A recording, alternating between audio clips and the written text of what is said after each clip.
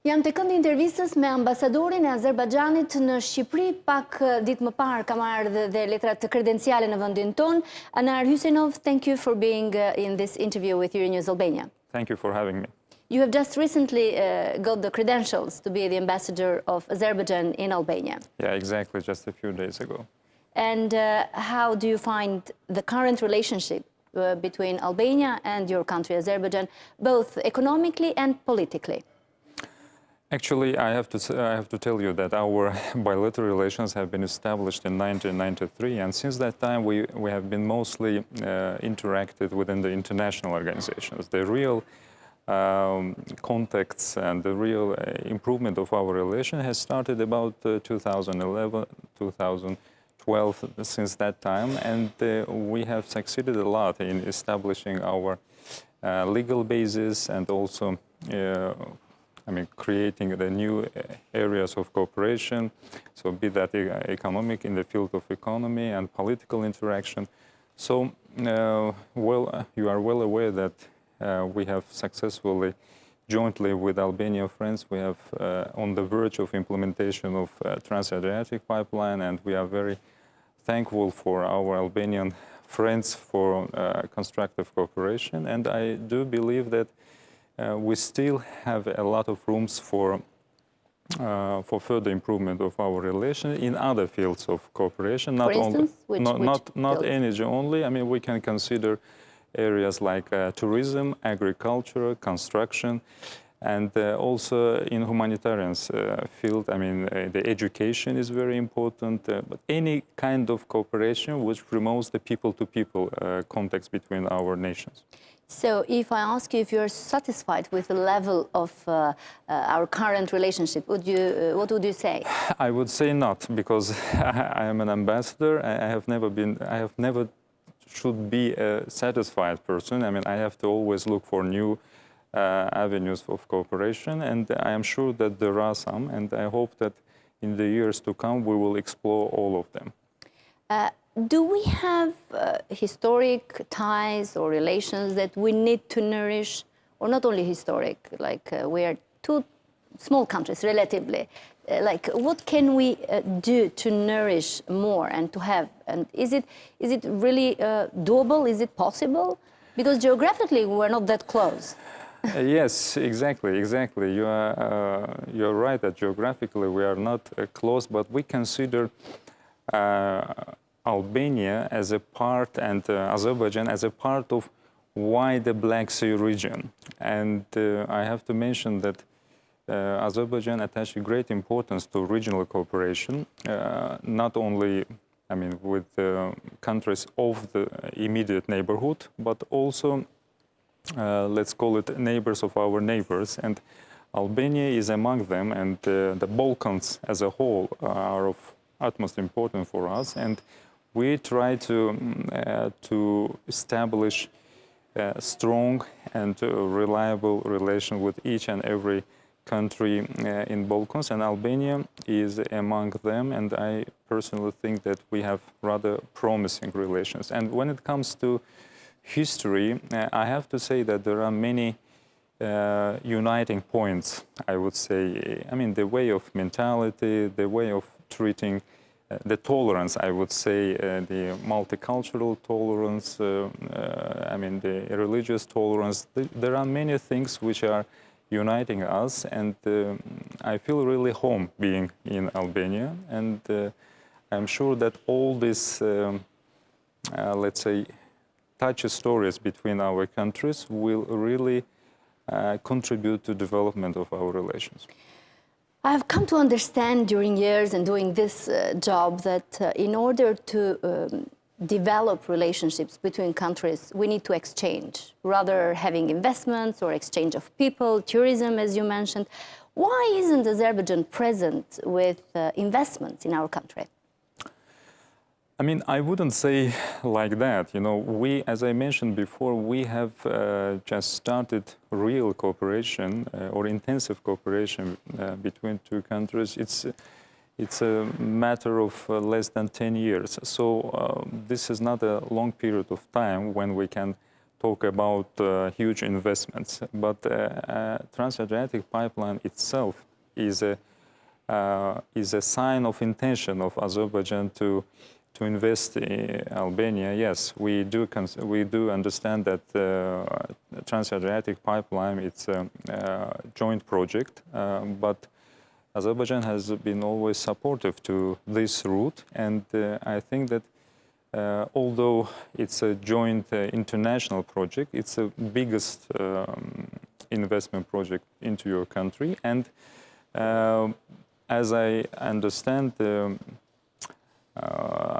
in Azerbaijan, there is a good intentions to explore the possibilities of investments in your country. I mean, you have a number of privileges for that.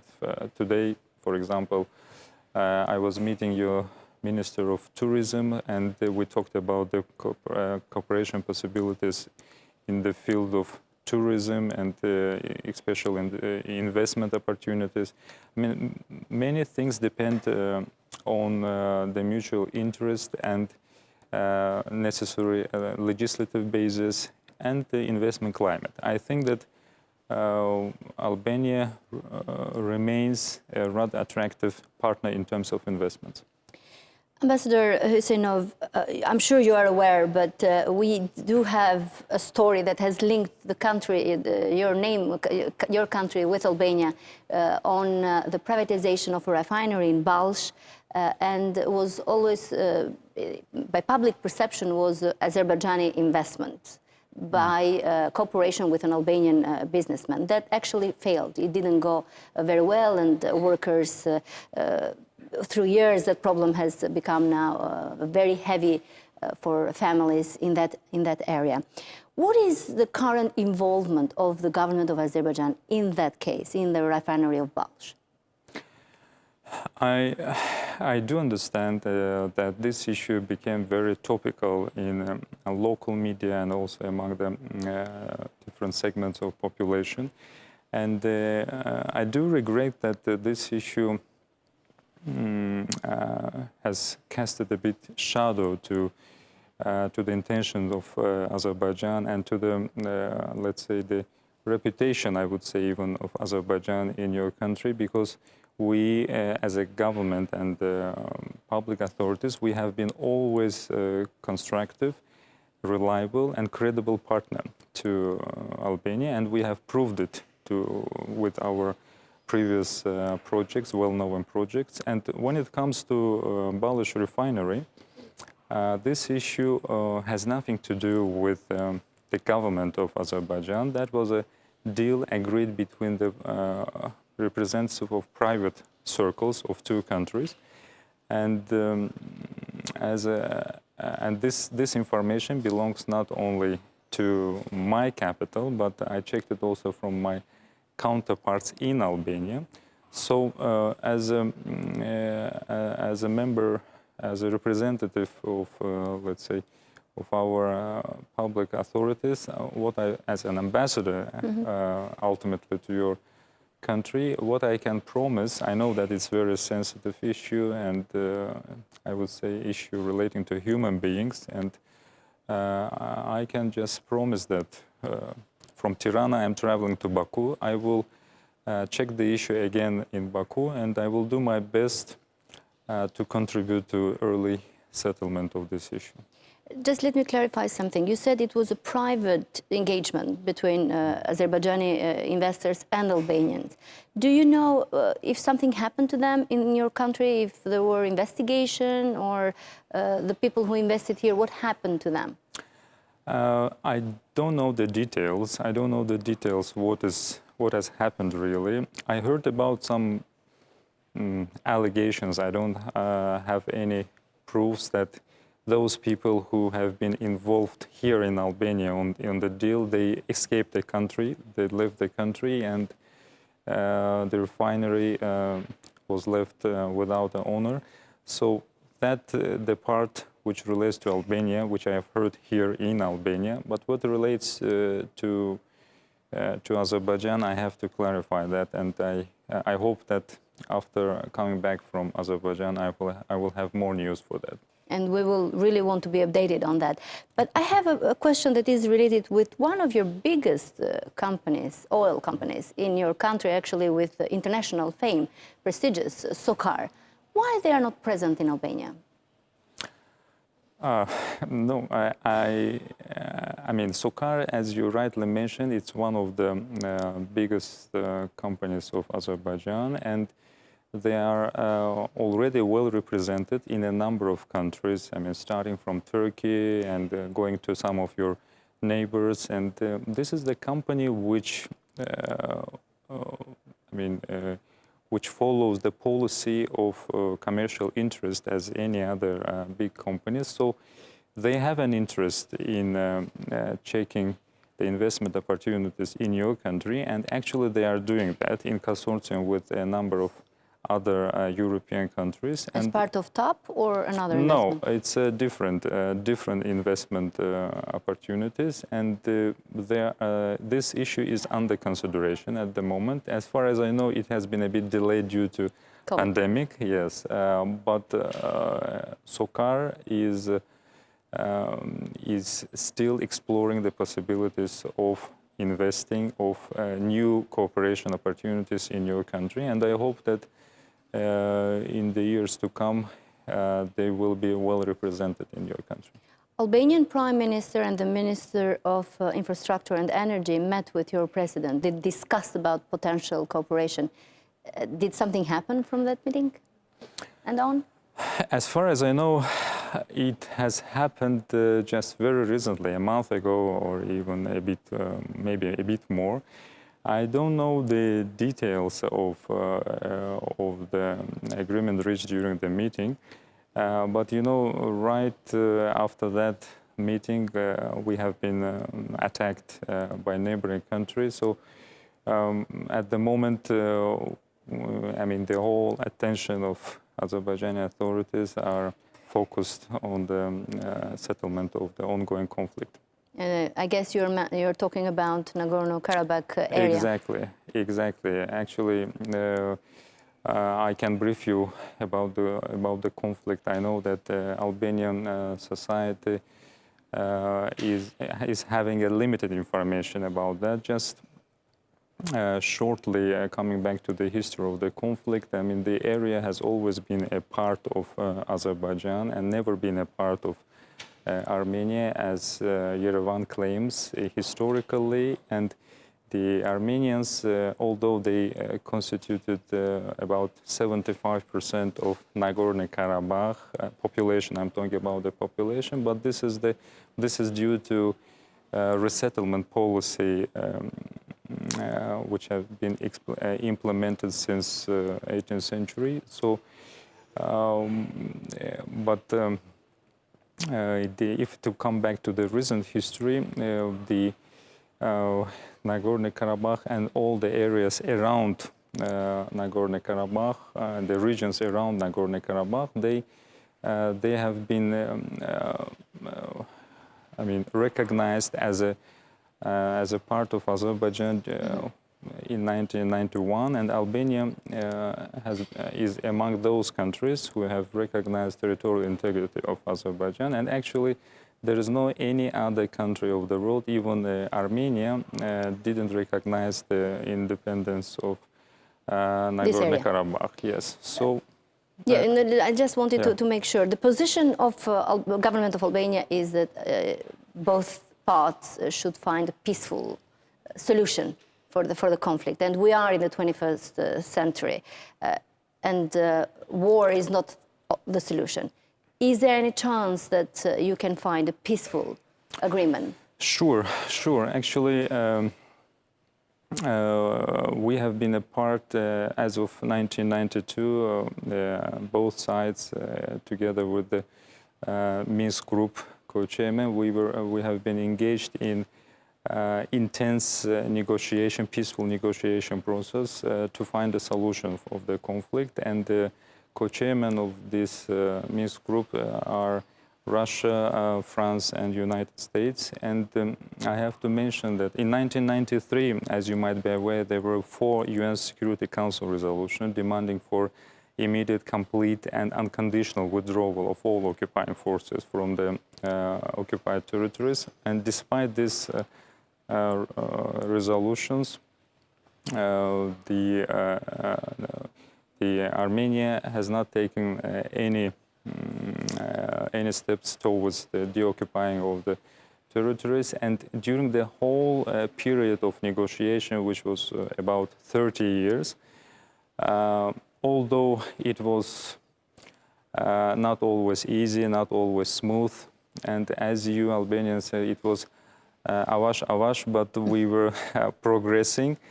And we even succeeded in agreeing the basic principles of negotiations. But unfortunately, after the new Prime Minister of Armenia rose to power 2 years ago, before we thought that he was portraying himself as a Democrat, we thought that with him we will succeed even further on. But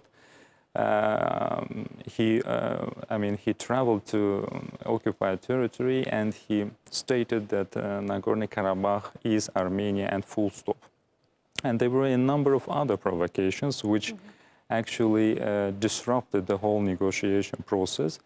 And later on, they didn't stop just on different kind of vocal, let's say, provocations. They went further. They attacked the new territories, which has nothing to do with the occupied territories. That happened in July. Then they sent a sabotage group in August, which has been intercepted, and the leader of the group had recognized that we were sent to implement the act of terror among the civilians. And what happened on 27th of September, you are well aware, they again attacked our territories beyond the occupied territories, and we had to use our right in accordance with UN Charter, Article 51, self-defense, and we counterattacked it. So today we are ready to sit and discuss the problem peacefully. But the only precondition for us is the readiness of Armenia to recognize our territorial integrity. Under this precondition, we are ready to continue our peaceful negotiations. Apart from the conflict in the field, there is a diplomatic war as well going on. Like, do you have support from the international actors on your favor, let's say, or Armenia has also support from main stakeholders, main countries? I mean, when it comes to main countries, I suppose you mean Russia, France, United States. I mean, all these three countries, they are mediators. They are OSCE co-chairmen, they are mediators. They're supposed to be neutral. I mean, but they are not.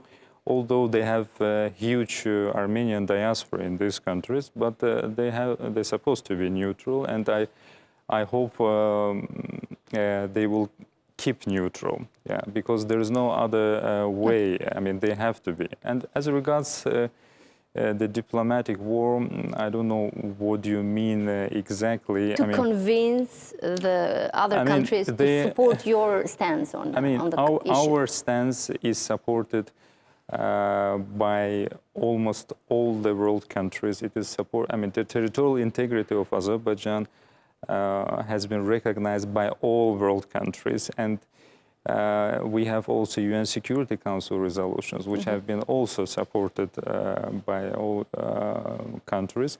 So it means that there is no any